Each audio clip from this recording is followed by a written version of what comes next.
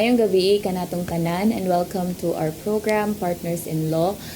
Kini di ay brought to us by the Cebu Lady Lawyers Association and the Philippine Earth Justice Center. So I'll be your host for this evening's episode. Attorney Joy Argalion, the Legal and Policy Officer of the Philippine Earth Justice Center. So tonight, mga higala, atong mga televiewers, will have like an hour-long discussion regarding important environmental issues, no, and how we can also find solutions to these problems nga naa sa ato ang palibot, no. And we're very happy that tonight naatay kuyog nga very important guest and also one that is also an advocate for the cause for the protection of the environment. So atong guest karong gabi una si she is currently the Special Assistant to the Mayor on Solid Waste Management and also the chairperson of the Cebu City Solid Waste Management Board. Everyone help me welcome Ma'am Emma Ramas. Hi, good evening everyone to our televiewers all over Visayas and Mindanao. Maayong gabi aninyong tanan. I'm happy to be here in this program.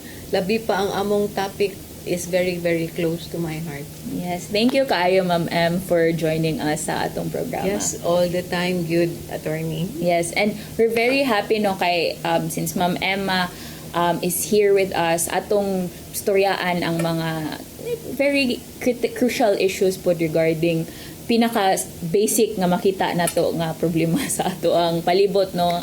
Labi na karon nga ting-ulan.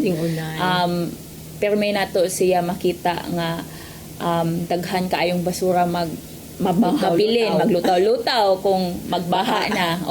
So we will be talking about solid waste management, especially here sa Cebu City. And unsay mga solusyon nga pwede nato mabuhat, and especially sa atong mga televiewers, unsa may pwede natong matabang no sa ato ang city government as individuals, as organizations on reducing our waste, no, and also making sure nga we'll be able to properly manage it and recover the valuable things that are in the waste stream, that when we send it to the landfill, it costs the city a lot of money. Yes, kay kanang it's very important that we also, Murag, I think later on during our talk, our discussion, Ma'am Em, no, na we'll be talking about a slight shift in the perspective na instead of like looking at basura as just waste, no, we'll be talking about how we can recover it as a resource. Correct. And different ways, Ma'am Emma will share later on so may pwede na itong mabuhat dahil sa atong basura and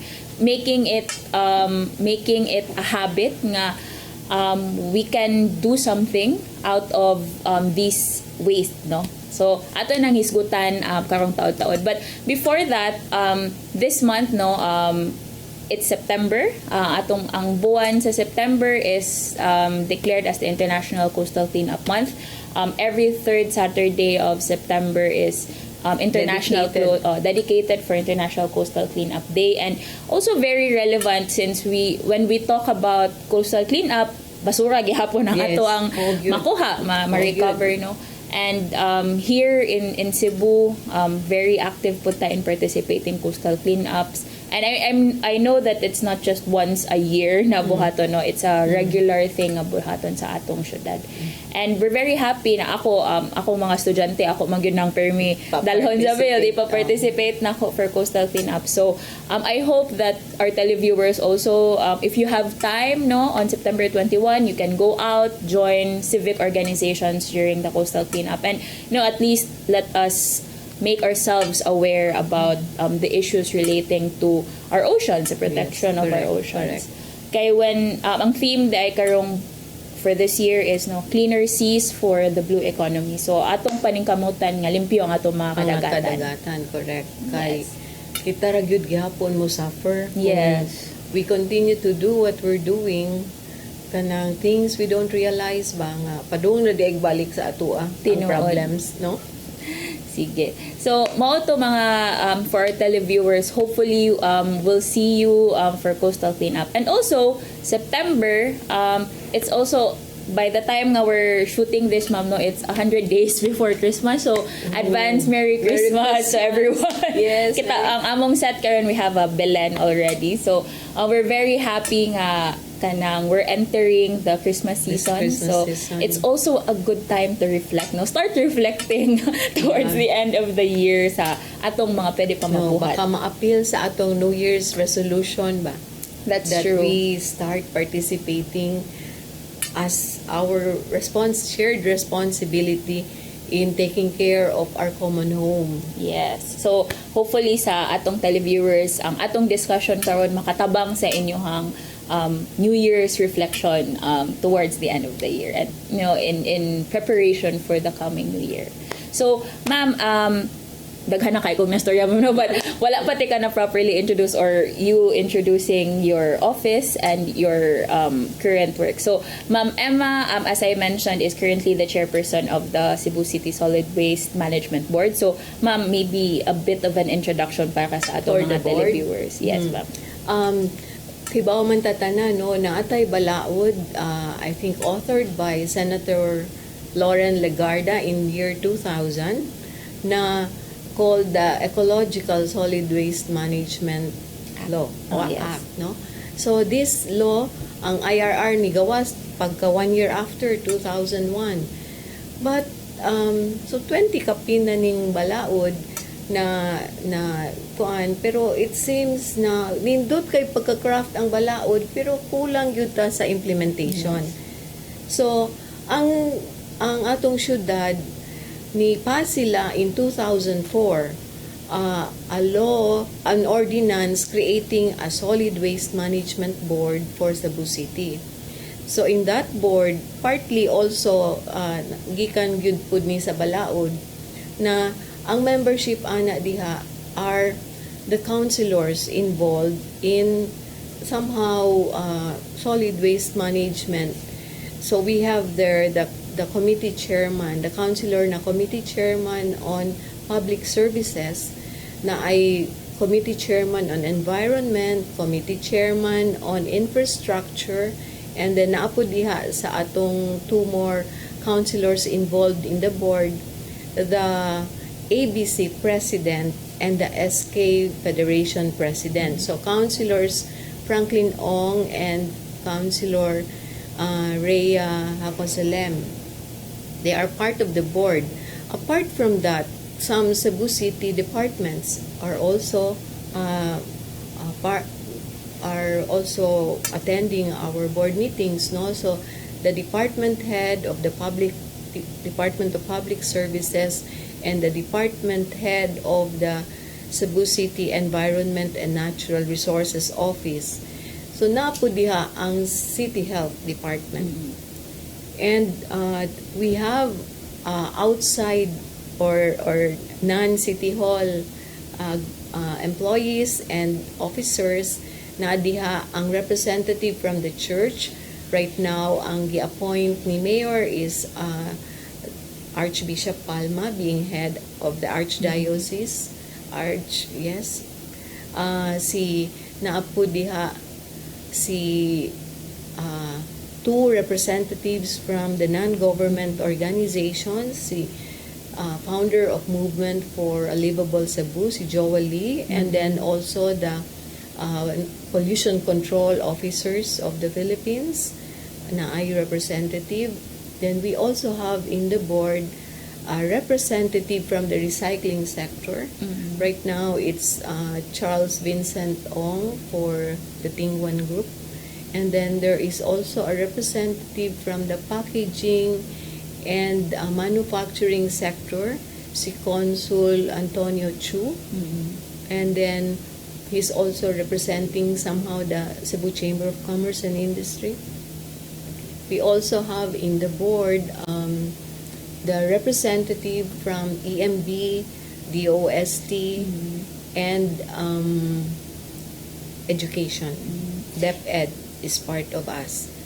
So about 17 members. And then we have an executive director and we have a secretariat that helps us with the minutes of otherwise this is a special body. We don't even have a budget. I noticed for this year, we don't even have a budget. It's a special body in the ordinance supposed to have a budget. Yes.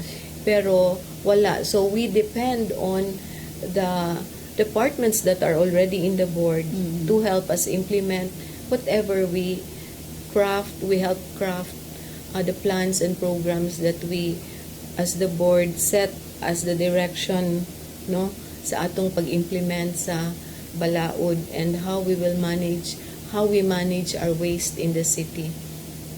So we are a new group, new membership, no. We were appointed in April this year, and then we had our maiden meeting May 3 of 2024. So kanang that's the composition. So our main mandate is for us to make sure that we're able to propose programs for implementation that will ensure that we are able to keep our residents, our constituents safe with our programs, and also the environment. Murag daghan jud kayo mong kanang murag the task at hand is quite heavy, considering we're largely populated, industrialized city pod in Cebu City, ma'am, no. But for our televiewers pod, no, in RA 9003, which Ma'am Emma mentioned, the Ecological Solid Waste Management Act, mo nang murag designate, no, ang local government units to really have their own solid waste management board para at least depending on the context or unsay kinahanglan nga strategies or approaches sa lagkalain-lain nga local government units mo na ang buhaton nga Yes. trabaho sa board, no, kay dili enough nga naay national frameworks, no, Yes. or ang National Solid Waste Management Board nga maoy key implementor sa ato ang balaod nga naaratay national law, and then wala na dayoy framework nga sundon local. sa local nga level. Yan very important nga naadyoy body nga magtutok at a local level regarding aning implementation sa ato ang mga balaod. Correct, especially that ang Cebu City, for example, lahi gyud siya because we have in our profile, no, we have 16 coastal barangays. We have 58 urban barangays. And can you imagine if you have an urban barangay, the usual profile ana is it's small space and then densely populated, no? So progressive. So we have that as our profile for Cebu City. Only 22 rural barangays. And then our although we have, when we categorize the barangays, we have 28 upland barangays and then 52 lowland barangays. So if you put that together, it's very different from a city like for example Tacloban, or it's very different. So you really have to Yes. really have an ordinance or a body that will help implement the law na really looking at our very situation, no? Kay lahi pud ang waste management program nato sa coastal area. Yes. No, lahi pud gyud kaning naagyud mga spaces like kaning Barangay Santo Niño nga gamay, really very densely, wala na gyud kay open space makit-an, no. So kanang kinahanglan gyud lain-lain og programa per area. So talking about that, attorney, kami in the board, we realized that we cannot do it citywide. Yeah. We have to go down to the barangay level kay si barangay gyud ang kabisado Yes. sa ilang situation. They know who are in their barangays. They know if they have recyclers in the barangays. They know if napabaslay space where to set up facilities that can assist them, no? And they know the constituents nila better. Nabaslay dagan sitios diha, nabaslay big subdivisions, or kay lahi man pud ang mga programa na Yes. pwede nato makuan na naa pud dagan establishments, private establishments. So we make sure nga karon in our kaning among present composition, we really think that there needs to be the participation, very very active participation of the barangays, kay sila man finally gyud ang dapat mo implement. It rests on their shoulder, labi pag yun kaning two important waste category, the biodegradable waste and the recyclables. Kani po duha ang pwede gyud nila makwarta. No? Sige. So, Sige, ma'am. Well, very interesting that you mentioned about the profile gyud because tinuod no nga you have to really assess unsa ang naa sa per local government unit so that you'll have a better plan, no?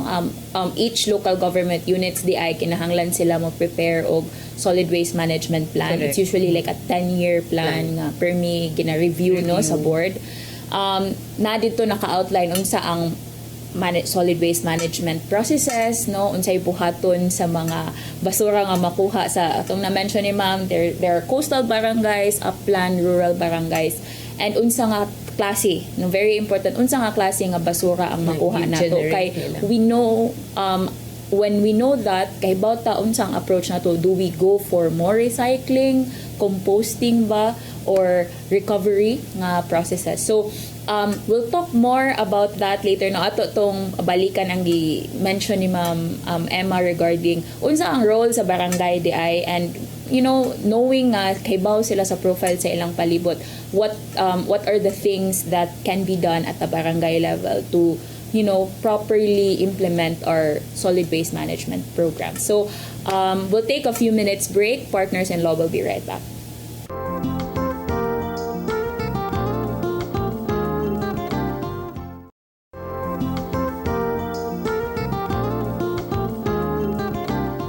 And we're back sa atong programa nga Partners in Law. Kini gihapon brought to us by the Cebu Lady Lawyers Association and the Philippine Earth Justice Center.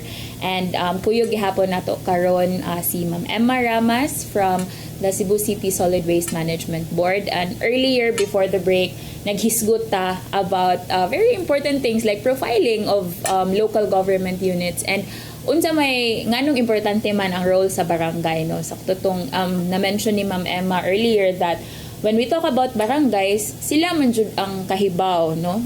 They even know pila ang population sa ilahang area, pila ka mga bubong. So naabay mga establishments, is it mostly residential? So assessing the solid waste, no, mga household waste nga makuha nila, naagid na nga knowledge and expertise, I would say, sa barangay level. So murag important also when we talk about the implementation and the enforcement of our environmental laws, naapod na karya sa barangay. So yes. Ma'am Emma will talk more about that. Yeah, I'd like to give you an example, no? For kaning mga coastal barangay, some areas they have mga kanang where they make buwad. So when you make buwad and then you prepare the fish, the raw materials, diba, you have waste. So the gills, the kanang entrails and so on. Kani siya, if we don't manage this properly, it becomes a problem because of the stench, and then it will attract flies. However, I tell you, this is a very rich resource. You can turn this into fish amino acid and use it to fertilize the plants, no? Or kung ginagmay lang siya, even in our homes, when we have this waste, kay nangumpra ta, no? We can really turn this into, kung kaybaw lang, if everybody knows how to process, this can become a very important resource for us to grow our food. Yes. No?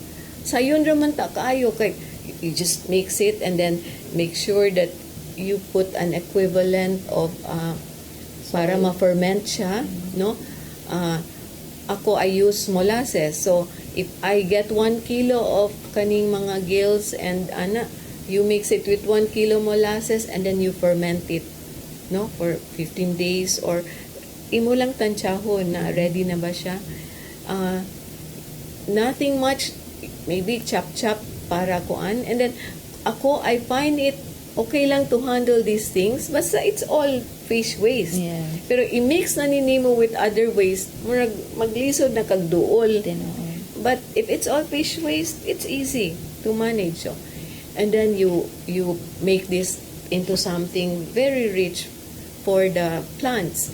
You can also, for the areas where daghan kaayo mga bakeries, kanang eggshells, gamit kaayo na siya sa kanang kuan sa agriculture sector na food. You can turn them into phosphorus to help you get the blooms out, and then the fruiting pud sa imong mga trees, or even calamansi or may ana, calcium man na siya. And then importante kaayo siya sa na ma-recover nato kaysa magbayad ta og so much 3,000 pesos to send it to the landfill. Yes. Well, gamit ay kaayo siya nato.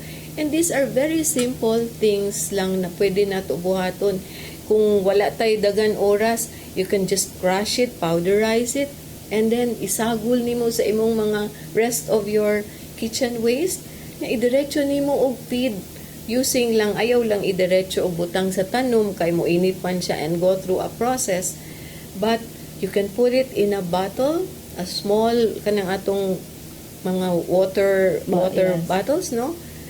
Perforate, you put holes para mo leach out ang nutrients padung sa roots sa imuhang mga plants. You just leave it there and you just continue to put your waste into that, and then keep the moisture. Ako, I use my kinilis. I don't throw away the kinilis from when you cook rice. You just add it there. Mugunindot yun ang tubo sa atong mga tanom. Kay nutrients man siya.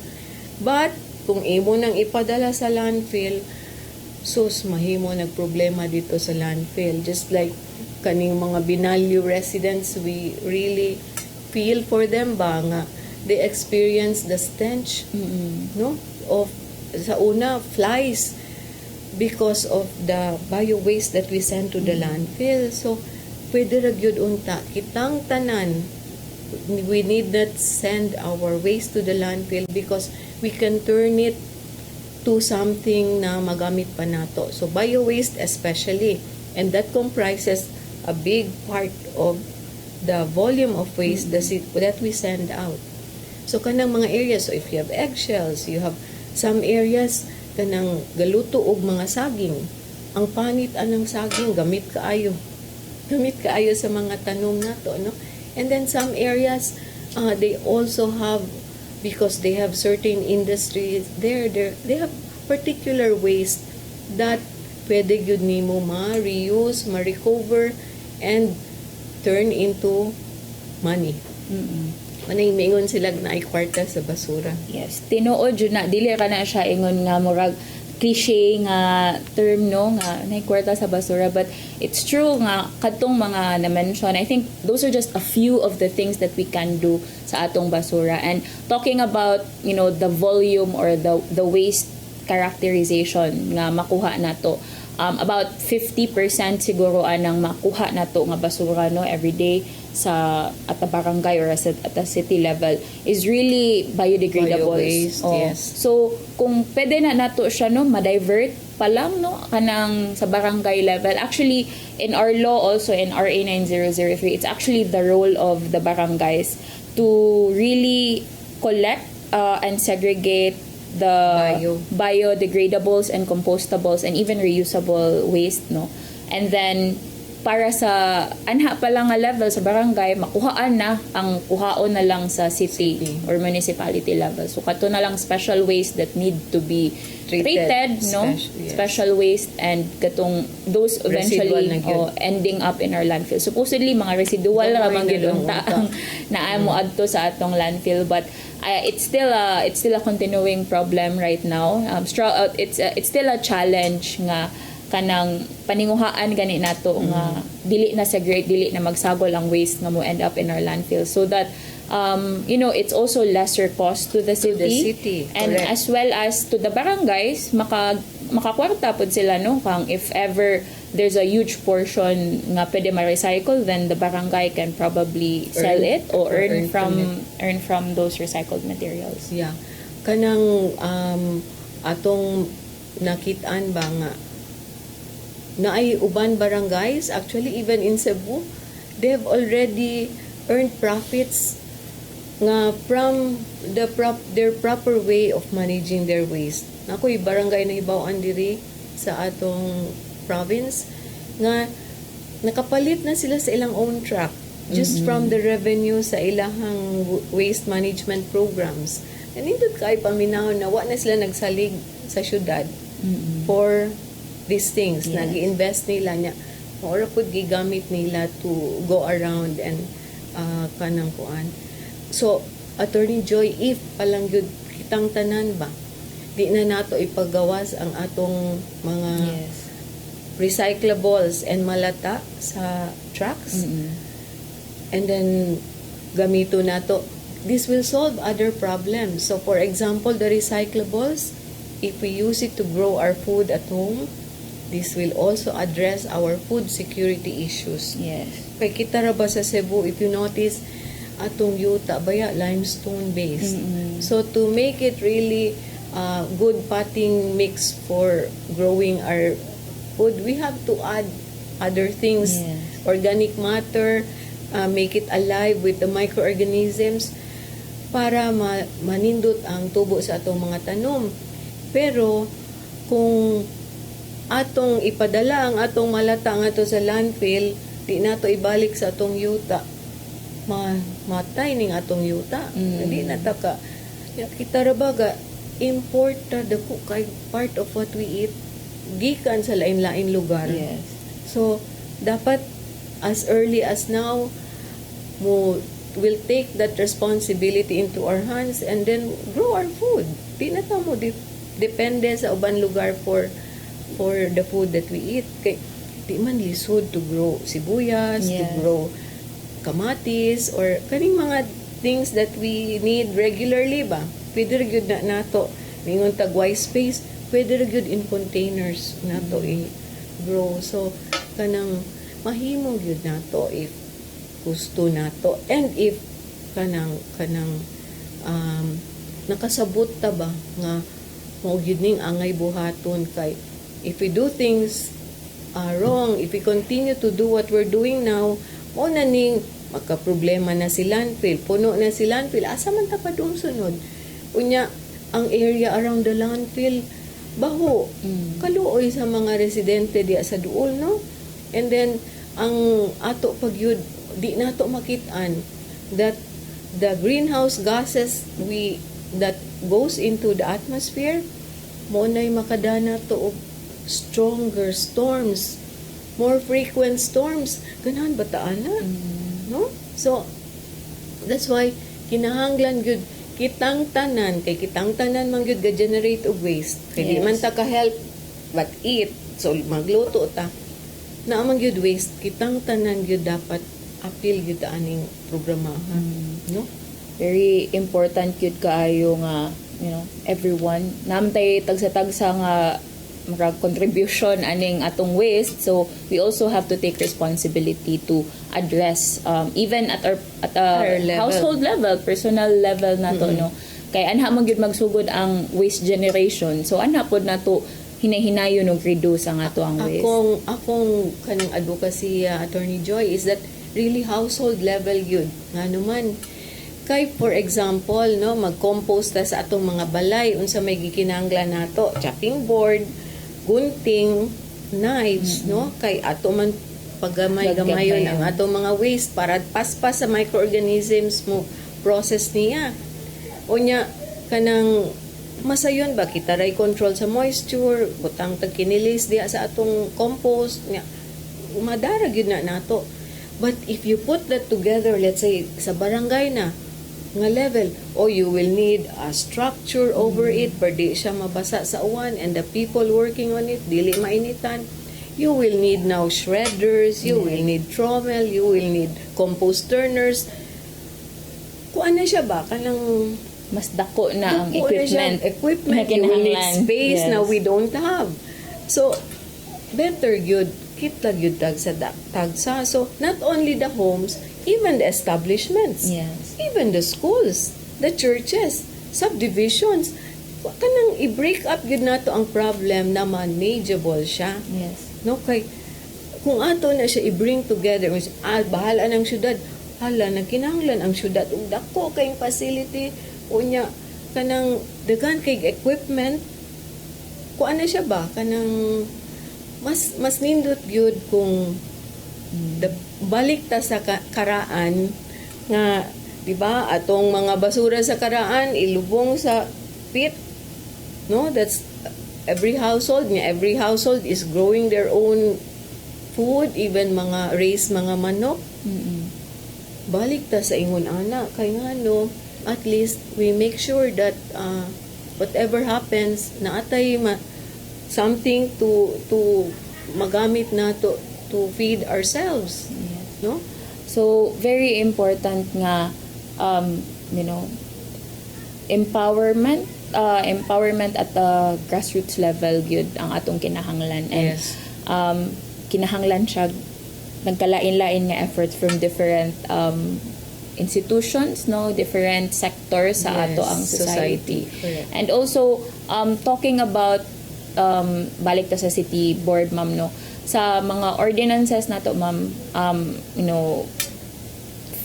throughout the years, unsa may tan-aw nimo sa atong ordinances, like how can we like implement, or unsa may mga effective nga ordinance nato related to solid waste management? Okay, attorney, ako before kay ang among gibuhat the last 3 months, we just finalized our program, no? Kanang every week yun may mag-meeting, pero towards that, no, kanang crafting the program na angay gyud sa syudad nato. So among gitun-an ang mga ordinansa nga naa na gipanghimo over the many years, including ordinances na back 1991. Yes. Which still appropriate, pero lang ang mga penalties di na gyud siya kanang with the times. Yes. No? Kailangan na i-increase, Kailangan na i-change. gyud increase, i-change na gyud. So kanang, but they are still, kung ato na siyang i-implement, nindot kay mga ordinansa. So meaning our councilors before, they've already thought of all these things, no? Implementation na gyud ang kulang nato. So this last few months mo na among gi-tackle, no? And then I also studied the programs of unsa may mga best practices sa US, unsa may best practices even in Europe, although different climate, pero some of the things ma-pick up nimo, pwede ra gyud nimo i-adapt sa atoa. So amo nang gitun-an, so we crafted this plan that we have today na pwede gyud na namo na i-roll out, implementation stage na karon. So pero gusto na ako i-share with everybody what I heard from a group of Yokohama executives and from the Yokohama province man siguro sila in Japan, that they shared with us, kay nibisita man sila pag July 15, no, with ni courtesy call sila ni Mayor, and then prior to nakamit sila ni Mayor, we met, nakashare ko nila sa atong programa. So they said also our problems, di lang atong programa, I also shared our problems with them, no? So yun sila, Miss Emma Sang, Yokohama was exactly where Cebu is today in 2001. So their mayor realized na kanang ilang landfill almost filling up, and then asa sila padung after kay wa pa kay daghan places na makatukod sila landfill, no? So what the mayor did, they bring together brilliant minds, no, and then they made a program na first thing they made sure that they had a very good name for the program, na something makastick sa mga constituents' mind. And then another thing they did was that they got all their truck crew kanang mga garbage loaders, mga truck drivers, they got them involved because to them they are rich with experiences on the field, actual experiences. So makatabang yun sila craft o programa. So pati ang IEC materials nila nga mga leaflets, mga video, nitabang ang mga truck crew to produce. And then they said the third thing that they did was that they conducted 15,000 trainings. Everybody, the trainings are accessible, strategically kanang located ang areas of the training that when you have, maglibog ka, unsa ni nako akong kwan, you can Google and then pwede ka mo adto the they're probably equivalent of a barangay can run it kanang regularly so that you will know kung maari ko diri na ako schedule maatinan. Ana ba? 15,000 trainings. And the number 4 strategy nila is that they found allies in the community. They involved kung kinsa gyud ng kanang open to help the Yokohama. Ila gyud involved. So they said now they have a good program in place. It's effective. They're happy with it. But niagi pud sila pares nato. So ingon ko, for as long as determined ta na ato gyuning tarungon atong programa padung sa gyud ta aning what the others experienced, Attorney Joy, no, na one like akong na-review 17 states in the US have already made composting mandatory in the household level. France, ang whole country, mandatory na ang composting. Prior to January of this year, it was just groups or institutions that are producing 5 tons a year that mandatory ang composting. But right now, everybody is required na to do composting, and those who opt not to do it themselves, pwede sila mo adto kung asa naga-compost pero bayad sila. Using the polluters pay principle, no? Yeah. Bayad sila. So kita murag inko angay pod gid na diri nato kay we can do it, many can do it, pero ang katong mga dili gyud kahimo, bayad lang sila sa silingan to help them. No, kay mingan sila naam ko'y trabaho nya, kuan man ko, call center man ko nya, wa diha kanang there's no one to work on it. So bayad lang ka sa silingan to help you with your malata or ana ba kay nam kay income. Yes. But very important gyud to katong from what I picked up no from the 4 points nga gi-share sa Yokohama. It's really important nga it's a community thing gyud. Dili ra siya mada o government or a few sectors doing it. So we'll talk more about how nanata sa solutions part no ganina daghan kitang issues mga problema nga atong gihisgutan, but now we'll go into the solutions and what we can do to help no address the solid waste management problems and issues that we have in the city. So we'll take a few minutes break atong pasalamatan atong mga sponsors and partners in law. Will be right back.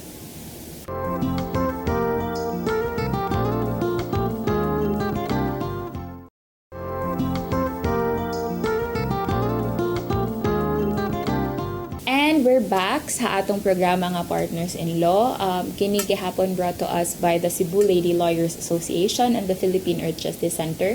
So here with us tonight gihapon no, Ma'am Emma Ramas of the Cebu City Solid Waste Management Board. Currently daghan silang mga programs nga gi-run, and we're also thinking no of ways on how we could involve the public, and even kami in the civil society organizations, we also want to contribute to these programs. And you know unsa may for us we focus on mainstreaming environmental laws. So how can we help with the Cebu City government and even other organizations in making sure that everyone knows the law? Kaya ang amo mangyud murag among motto or what we believe in is that when people understand the law, they would work to help uphold the law, no, and Correct, sila correct. mismo di sila mahadlok sa balaod kay sometimes no, like the fear of hulo na ay kuan, so dili sila kahibaw unsay angay buhaton or makabuhat sila mga against the law. So we have to make sure that everyone understands each of their roles under our laws, and also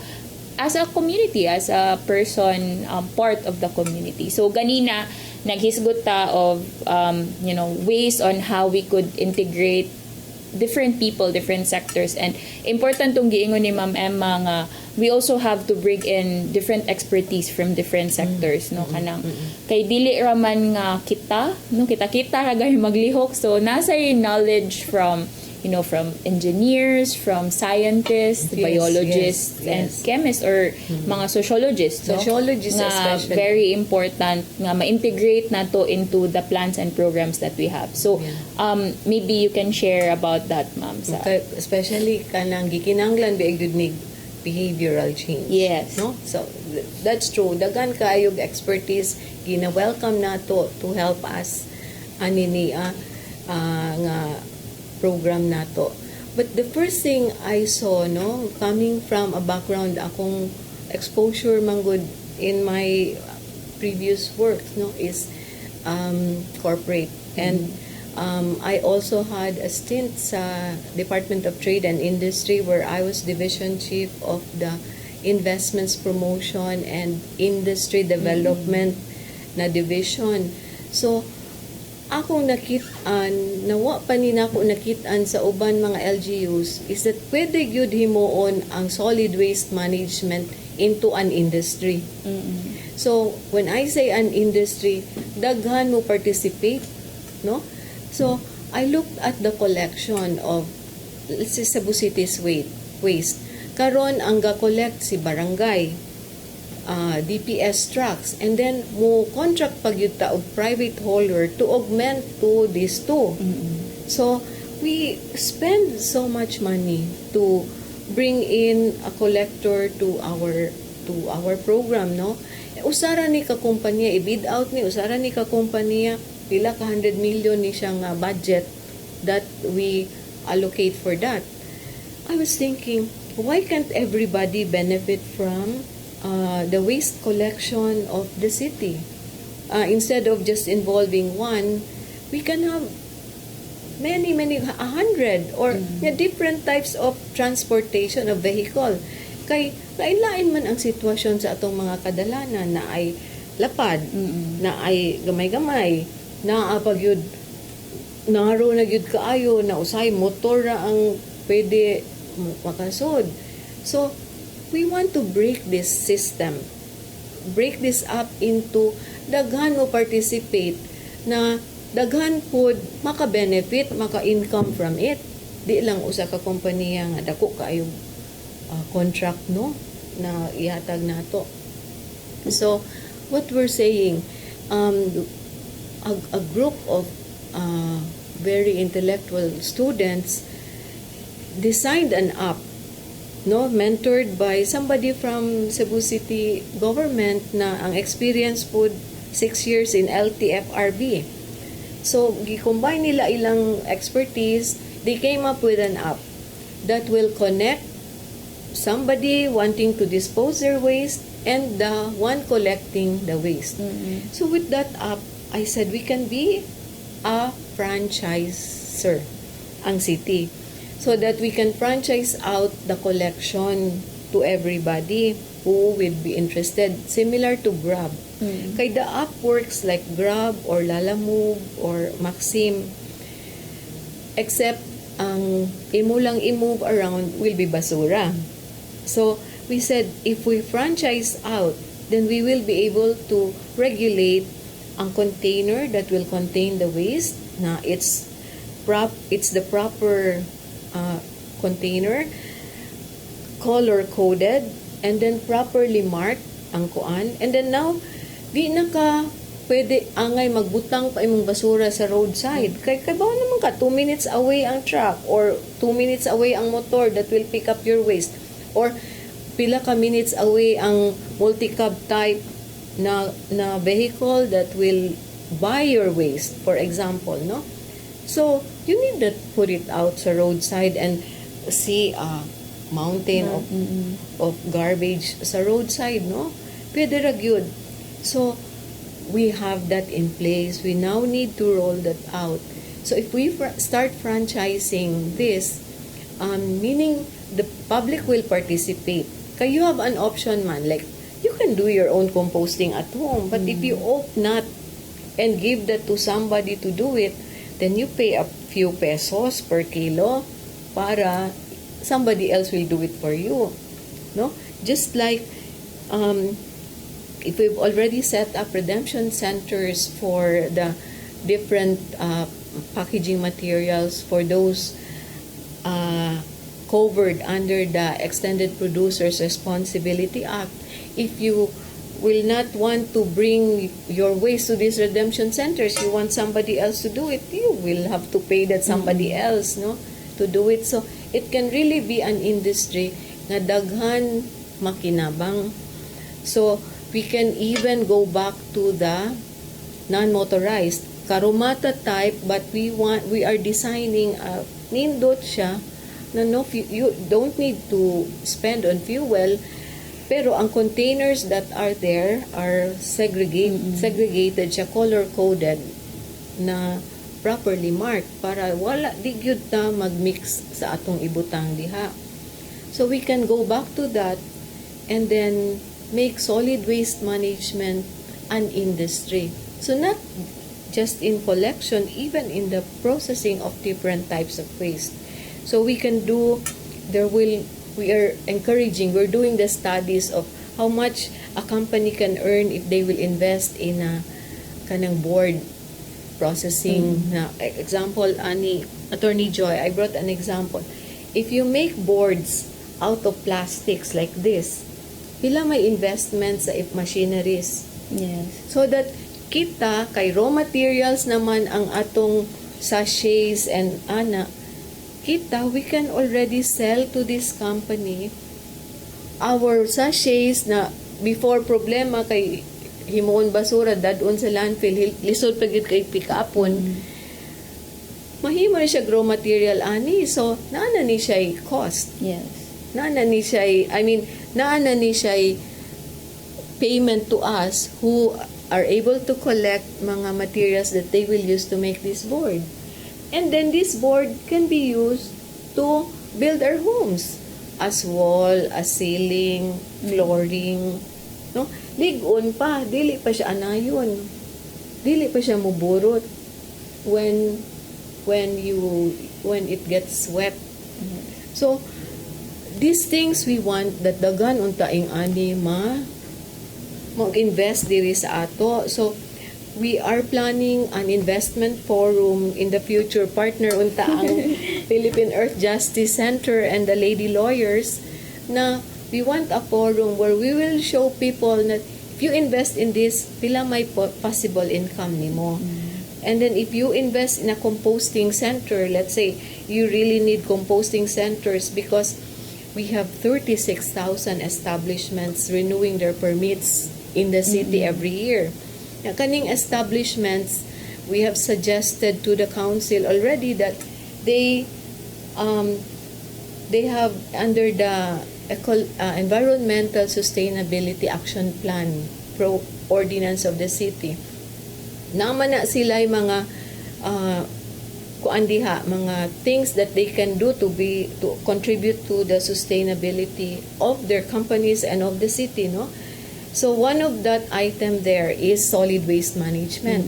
So under solid waste management, they will promise to or it will be made mandatory if mapasar ng ang amendment na they will segregate at source, they will compost, that they will have a temporary storage facility or MRF for the recyclables where they can accumulate the recyclables and then invite the recyclers to come and buy and promote this among their employees and or invest in these ventures. So we want that the private sector really come on board, but they may have problems doing it themselves. Let's say, tight kaayo ilang spaces in their establishments, di good sila kahimuan. Then they can pay accredited private contractors na ka-franchise ni nato sa city to help them do it, no? So let's say the recyclables na ay ang plastics will be processed into something.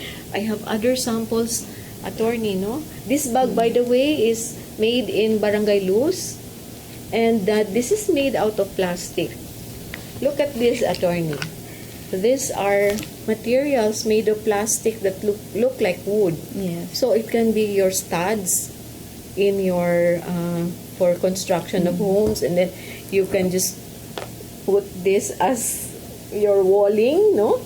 So can you imagine, sturdy, and it doesn't look bad, Yes. no? Made out of plastic. Yes. So very important yun nga, innovation also, and kanang mga innovations, that's something that we can get if we bring in expertise from the outside, no, different mga, I'm sure Yes, mga we really scientists, need researchers na ay mga inani nga mga engineers, mechanical yes. engineers, chemical engineers to help Yes. that we make these things bitaw. So kanang these are solutions if we have an industry there, o attorney, dagan MSMEs Yes. maka-benefit from ma-business ang waste management. Yes. So, if that happens to the city, attorney, wow, for the first time siguro, the city will experience earning revenue from waste management. Instead of spending a lot Instead of spending, for because waste. for the many decades, wow, the city spent so much. I think last year our budget was something like 600 million That's a lot. to collect mixed waste, bring to the landfill, and think the problem has been solved. But forgetting, ni-affect di ay siya sa mga residents sa Binaliw, Yes. sa kanang action. So, that's not what we want for the city. We want that everybody is safe, is healthy, is enjoying life, no? So, And also, by doing these small activities, no, like composting or kanang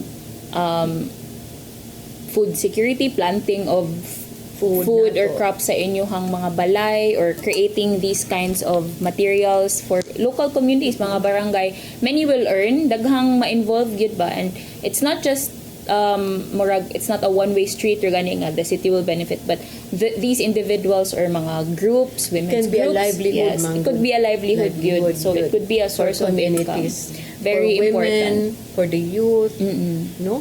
So, kanang mga jeepneys na di ba karon ang jeepneys gi-regulate Yes. naman.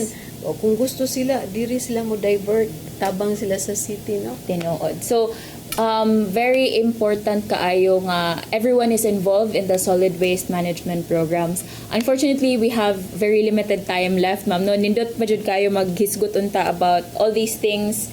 But a final message, ma'am, or message to our televiewers regarding, the whole solid waste management board and what our televiewers can do to help. Yes, I'm so thankful for this opportunity to be able to send our message out to the public that we in the city cannot solve the problem. Cannot, no? It has to be everybody's participation ba to join us in the program. We can help by teaching, but even the teaching part, we welcome the students, the teachers out there, the professionals, the retired, to come and join us so that these programs can be rolled out. Kay I'm sure our public, for as long as they know that they realize that if we do things wrongly, that if we send our malata, for example, to the landfill, it has an effect on the environment, it has an effect on climate change, and it will affect us all again, then I'm sure they will cooperate, no? And if they see pagyud further that there is money in it, then, why not, no? As we clean our spaces, as we clean our homes, we participate.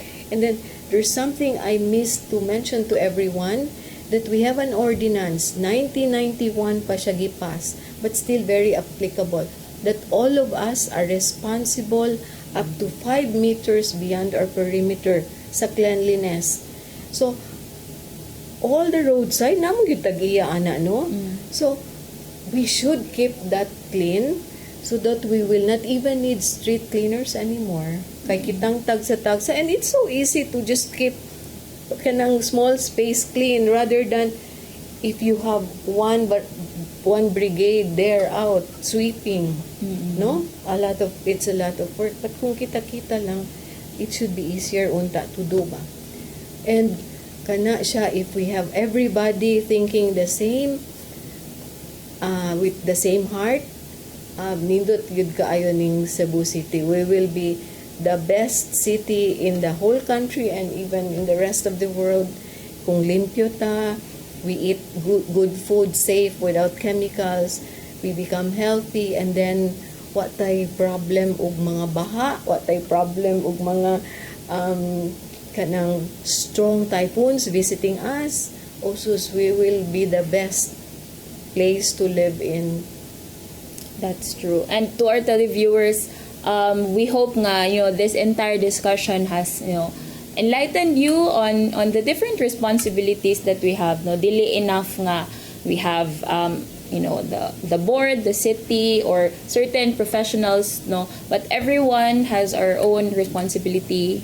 Dili lang sa paglimpyo sa atong mga tugaran, pag-segregate, but also in ensuring that we educate ourselves also about these issues. No, kanang tanan nga mga information, I'm sure that's on the internet. Yes, you can find it on YouTube. So we can start by trying to learn more things about that we can do to save the environment, and contribute to lessen our waste sa environment na to. And so Partners in Law is also available aside from this episode, but all other episodes talking about different laws on women, children, labor, and many other updates. You can find it on Partners in Law Celia on YouTube, and you can also reach out to us on Philippine Earth Justice Center. We are on Facebook or on social media. So please do send us a message if you want to partner, and I'm sure Cebu City will be very happy to welcome partnerships regarding solid waste management. And kami sa PEJC, we're open to help in IEC campaigns and in capacity building trainings. So thank you so much to all our televiewers for joining us tonight. Sunod na po buwan, magkita na po ta sa sunod nga episode nato. And again, advance Merry Christmas. We're entering the season, the Christmas season. So I hope that we'll see you in the next episode. So daghan kaayong salamat kaninyong tanan og maayong gabi.